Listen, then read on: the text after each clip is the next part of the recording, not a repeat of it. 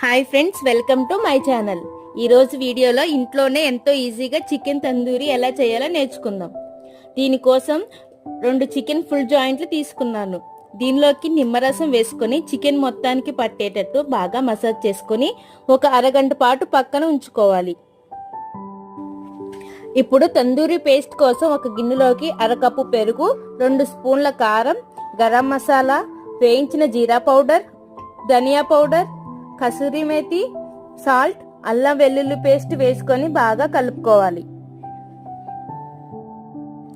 ఇలా కలుపుకున్న పేస్ట్ ని చికెన్ ముక్కలకు బాగా పట్టేటట్టు 2 వైపులా అప్లై చేయాలి. ఇప్పుడు ఒక ప్యాన్ లోకి కొద్దిగా ఆయిల్ తీసుకొని ఆయిల్ వేడయ్యాక చికెన్ జాయింట్స్ వేసుకొని లో ఫ్లేమ్ మీద 2 వైపులు బాగా ఉడికేటట్టు ఫ్రై చేసుకోవాలి. అంతేనండి, ఎంతో రుచికరమైన తందూరి చికెన్ రెడీ.